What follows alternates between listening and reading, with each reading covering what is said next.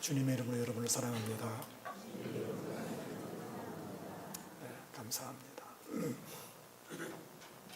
오늘 우리 시대에 가장 기쁜 소식은 뭘까? 사람마다 다르겠죠. 경제적으로 어려운 사람들은 좀 대박이 났으면, 경제에 대박이 났으면 좋겠다. 지난 주간에도 새 모녀가 살기가 너무 힘들어서 자살한 뉴스로 많은 국민들을 울렸습니다. 그 새 모녀가 살아간 내용을 보니까 너무 힘들게 살았어요. 한 달에 생활비가 한 20만 원 정도 가지고 사는데 빚은 빚에 또 낳고 살 수 없어서 자살한 거예요. 그런 사람들에게 기쁜 소식이라고 하면은 아마 모든 빚을 탕감해주고 한 달에 몇백만 원씩 누군가 지원한다고 하는 소식이 가장 기쁜 소식이 아닐까. 또 사실 경제적인 어려움보다 더 어려운 것은 육체의 질병의 문제입니다. 육체도 정신적으로. 이렇게 병을 알아본 사람들은 알아요. 보통 사람들은 밤이 짧습니다. 그러나 중한 병에 걸리면은 한밤을 지내는 것이 첫날을 지내는 것 같습니다.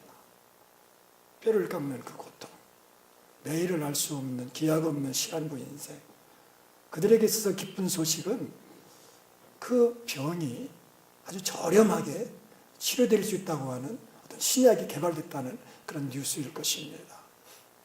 우리 민족에게 있어서 굿뉴스, 최고의 기쁜 소식은 통일이 아닐까 그런 생각합니다. 어저께 신문에 보니까 어느 신문에서 만약에 한반도에서 통일이 되어진다고 하면은 세계에 있는 많은 투자자들이 한반도로 몰려올 것이다. 이 한반도는 새로운 꽃이 피어지는 영광의 그날이 올 것이다. 그런 것을 예칭한 기사를 읽었습니다. 뭐 그뿐이겠습니까?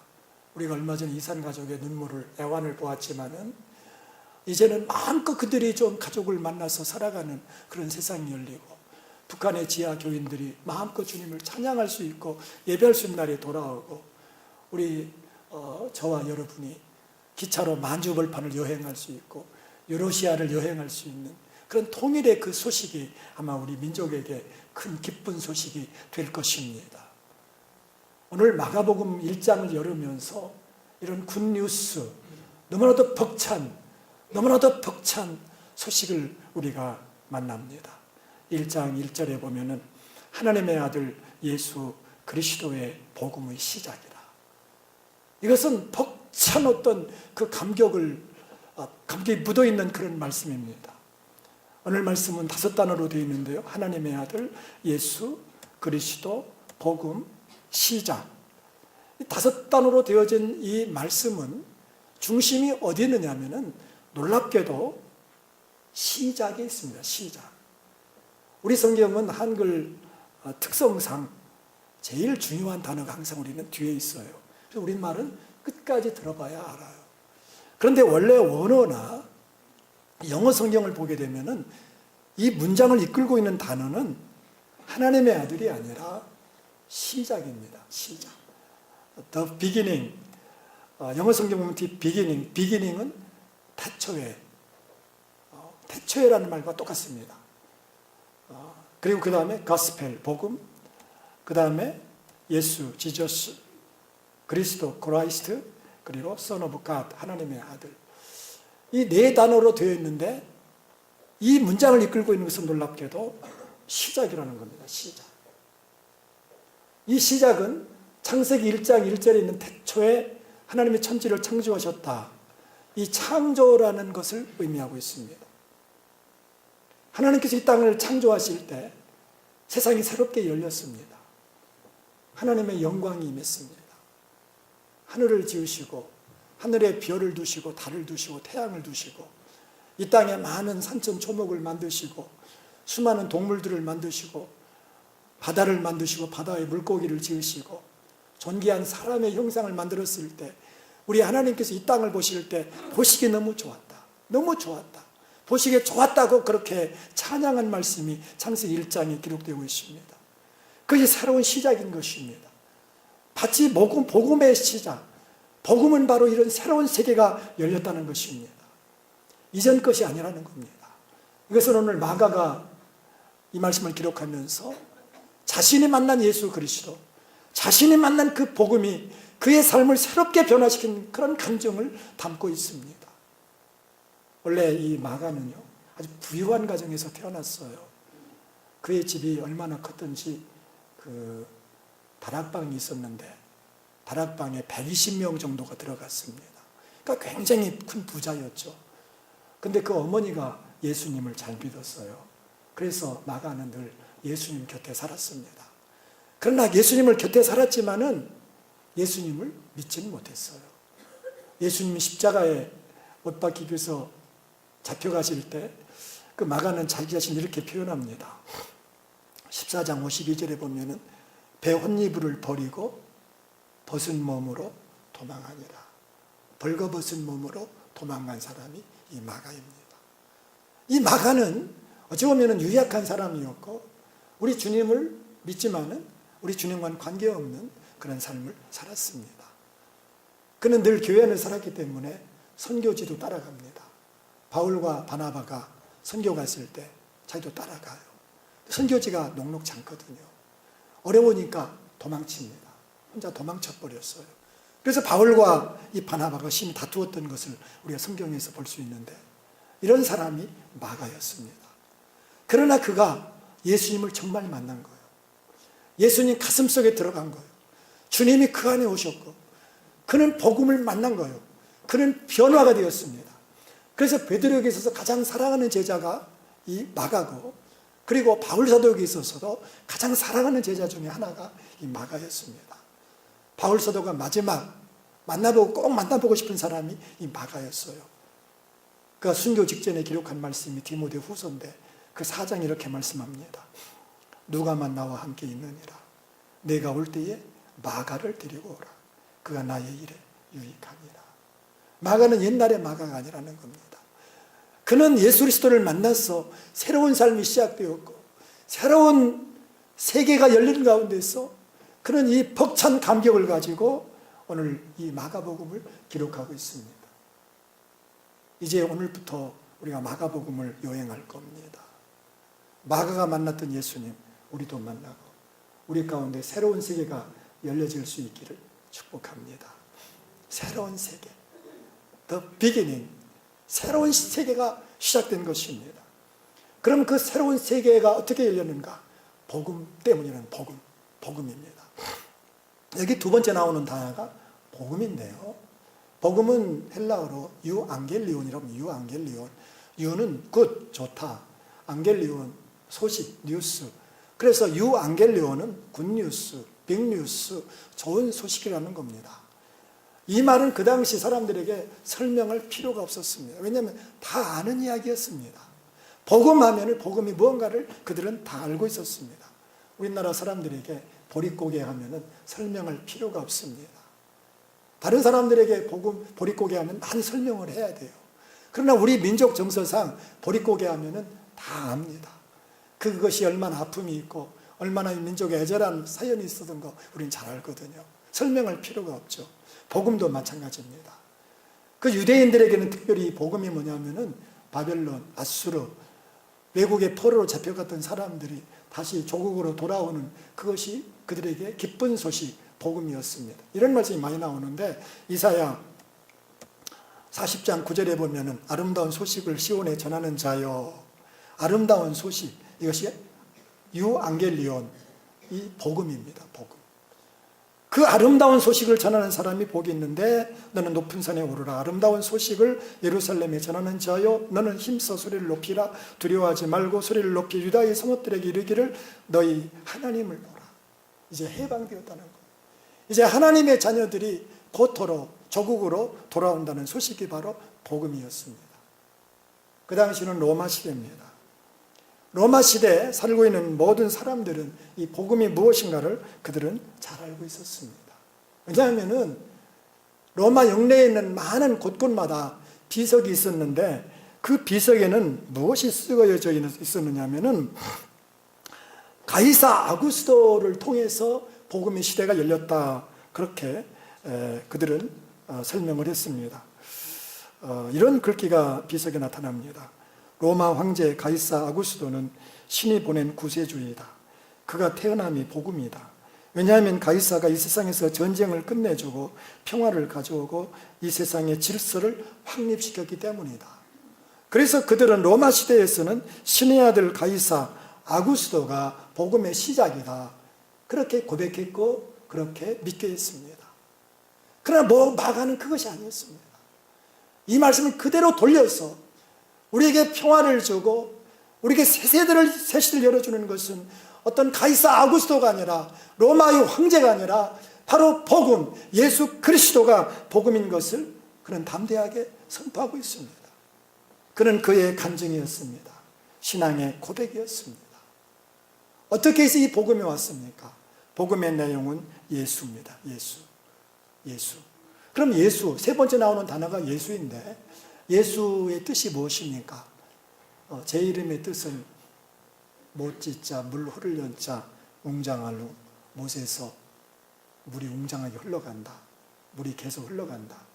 저는 아주 원래부터 의림지에서 살기로 작정해 갔습니다.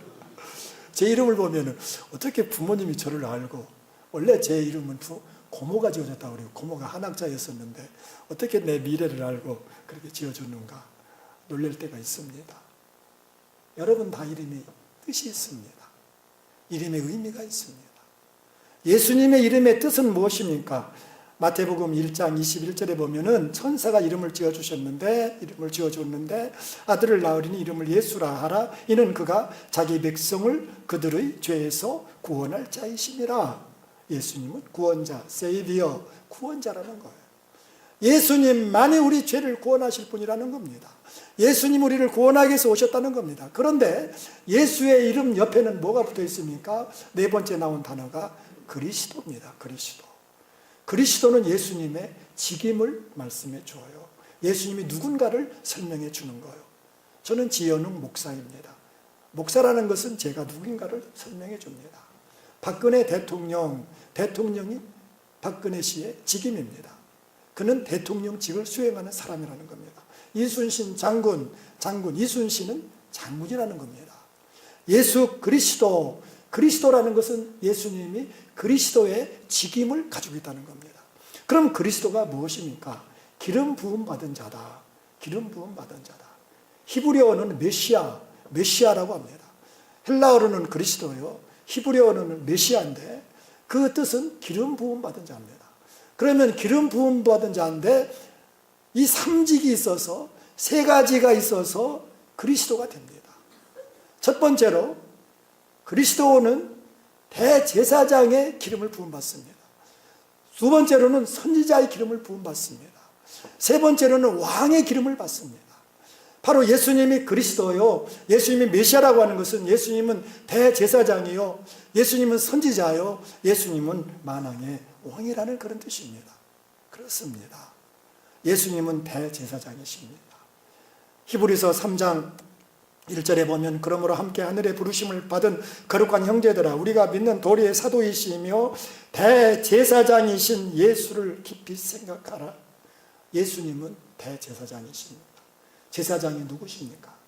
무엇하는 사람입니까? 제사장은 사람들을 하나님께로 인도하는 사람들입니다.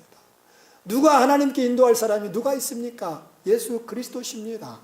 예수님 외에는 누구도 하나님께 나아가 인도할 사람이 없습니다. 누구도 우리를 예수님께 나아가 인도할 사람이 없습니다. 오로지 주님만이 우리를 하나님께 인도해서 하나님을 아버지로 섬기게 합니다. 하늘문이 되셨습니다. 예수님만이 길이요 진리요 생명이십니다. 예수님은 선지자이십니다. 하늘의 소식을 우리에게 말씀드린 선지자입니다. 그래서 히브리서 1장 1절로 2절에 보면은 옛적의 선지자들을 통하여 여러 부분과 여러 모양으로 우리 조상들에게 말씀하신 하나님이 이 모든 날 마지막에는 아들은 예수 그리스도를 말합니다.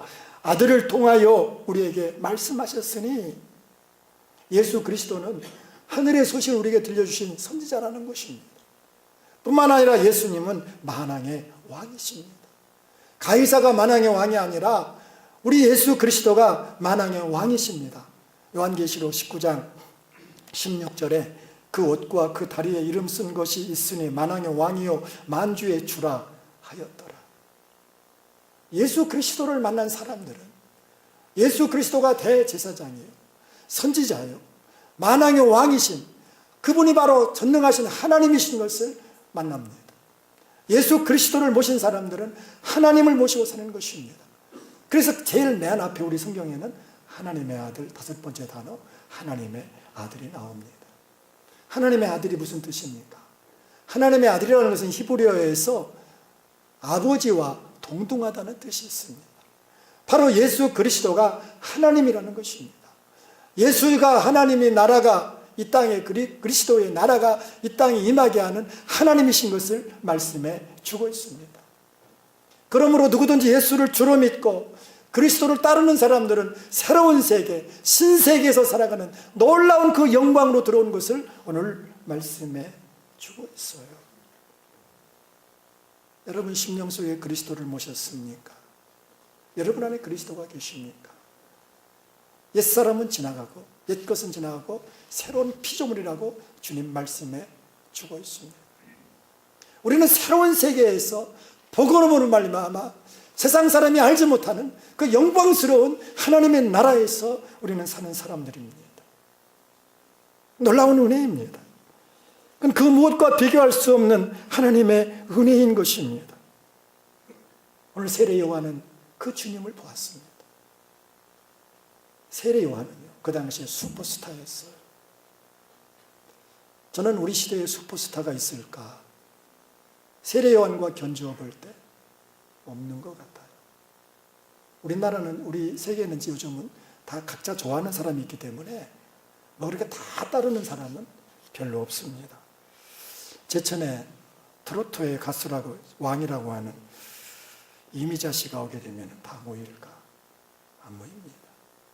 물론 이미자 씨를 따르는 사람들은 다 모이겠죠. 라이브의 황제라고 하는 나훈아 씨가 오게 되면 다 모일까? 그렇지 않겠죠. 요즘 인기 폭발하고 있는 조용필 씨, 그는 나이를 초월해서 사는 것처럼 그렇게 인기 상승하고 있지만 조용필 씨가 오게 되면 제천 사람들이 다 모일까? 그렇지 않을 것 같습니다. 젊은이들이 좋아하는 타이거, JP, 윤미래 그런 사람들이 오면 우리 어른들도 모일까요? 잘 안 모일 겁니다. 요즘 현대는 슈퍼스타가 없습니다. 근데 세례 요한은 다릅니다. 오늘 말씀 마가복음 1장 5절에 보면은 그 세례 요한이 누군가를 잘 말씀해 줍니다. 온 유대 지방과 예루살렘 사람이 다 나아가 자기 죄를 자복하고 요단강에서 그에게 세례를 받더라. 여러분, 그 세례 요한 앞에 모인 사람들은 그 유대에 사는 사람들, 예루살렘 사람들까지 다 모였다고 말합니다. 젊은이들, 노인들, 심지어 어린아이들까지, 병정들도 모였습니다. 관원들도 모였습니다. 바리새인들까지 모였습니다. 그 많은 사람이 엎드려서 자복하고 죄를 자복하고 세례받는 그 당시의 슈퍼스타 중에 슈퍼스타였습니다. 그보다 높은 사람이 어디 있습니까? 사람들은 세례 요한을 메시아라고 생각할 정도였습니다.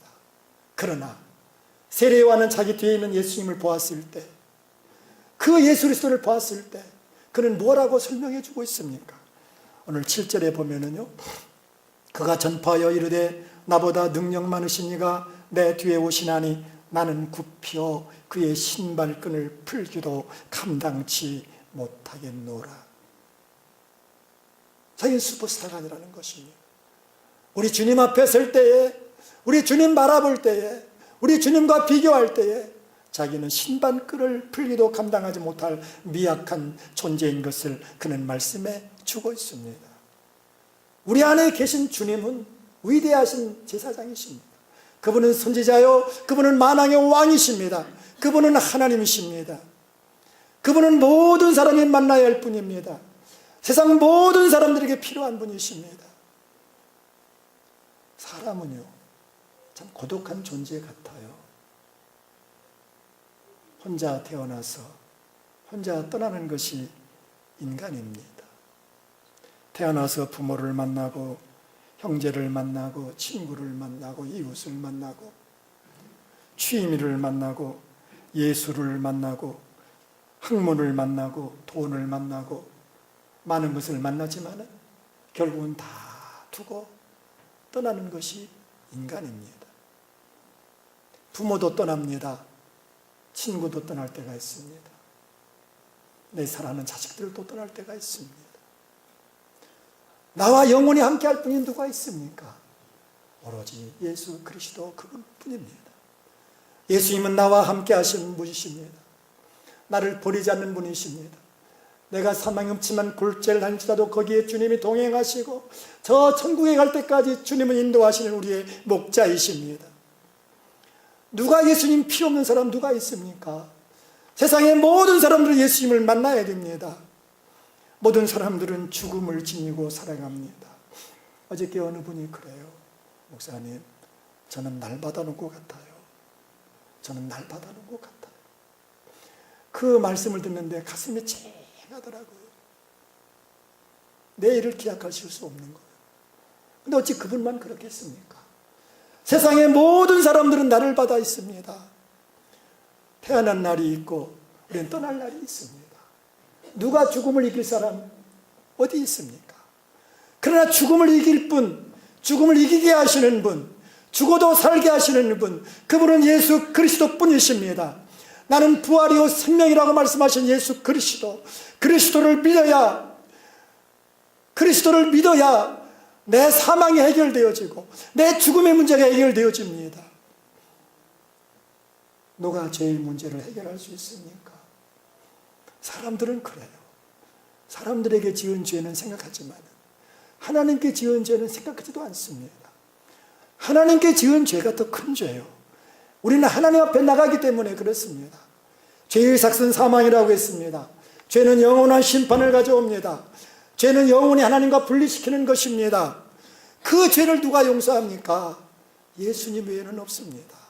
예수 그리스도가 나의 죄를 용서하셨습니다. 예수 그리스도가 나의 진홍같이 붉은 죄, 먹장같이 검은 죄를 우리 주님 보혈로 덮어주시고 용서해 주셨습니다. 예수를 믿는 사람은 새로운 세계에 살아갑니다. 복음은 새로운 세대로 출발하는 것입니다. 새로운 세계로 우리를 초대해서 그곳에서 살게 합니다. 우리는 고난 가운데 태어나서 고난 가운데 죽습니다. 인생에 80을 살고 90을 산다 할지라도 자랑할 것은 수고와 근심뿐이 없다고 했는데요. 고난 가운데서도 영광을 바라보는 것이 누구입니까? 그리스도를 믿는 사람들입니다. 고난을 영광으로 바꿔주시는 분이 예수 그리스도십니다. 저는 그렇습니다. 여러분도 그럴 겁니다. 세상 사람들도 고난당하지만 그리스도인들도 고난당합니다. 그러나 그리스도인들은 고난당하면 동할수록 더 영광으로 나아갑니다. 고난 가운데서 주님의 영광을 바라봅니다. 고난을 영광으로 만들어주신 분이 주 예수 그리스도십니다. 중요한 것은 예수 그리스도와 함께 사는 것입니다. 복음은 바로 예수 그리스도가 나 안에 오셔서 나와 함께 살고 나와 함께 이 세상을 살아가는 그리스도에 동행하는 그런 놀라운 세계로 우리를 초대한다는 것입니다. 예수 그리스도, 오늘 마가가 선포했던 하나님의 아들 예수 그리스도의 복음의 시작이라. 예수 그리스도를 만나 새로운 세계가 열려지고 새로운 세상 속에서 없어도 감사하고 죽어도 감사하고 절망 가운데 소망을 바라보고 새로운 신세계에서 주님으로 살아가는 저와 여러분 될 수 있기를 축복합니다. 복음은 새로운 세계로 초대합니다. 여러분 모두가 예수 그리스도를 정말로 곁에서 믿는 것이 아니라 그리스도를 나의 주님으로 영접하고 예수 그리스도로 말미암아 날마다 살아가는 놀라운 종의 삶을 살 수 있기를 간절히 축복합니다. 하나님 아버지, 오늘 주신 귀한 말씀, 마가가 만났던 놀라운 그 복음 우리들도 만나기를 원합니다. 마가가 믿었던 예수님, 우리도 믿게 도와주시오니 감사합니다. 예수 그리스도로 말미암아 새로운 세계에서 살게 하신 것 감사합니다. 그 세계의 지평을 더 넓혀가게 하여 주시옵소서. 마가복음을 통해서 우리의 세계가 얼마나 아름답고 영광스러운 세계인 것을 우리가 감증해낼 수 있도록 우리 하나님 도와주시고 우리 주님을 관념으로 믿지 않게 도와주시고 우리 주님을 곁에서 따르지 않게 하시고 우리 주님을 직접 내 안에 모시고 우리 주님을 세상을 살아가는 놀라운 그 은총을 우리 모두에게 허락하여 주시옵소서. 예수 그리스도의 이름으로 기도드리옵나이다. 아멘.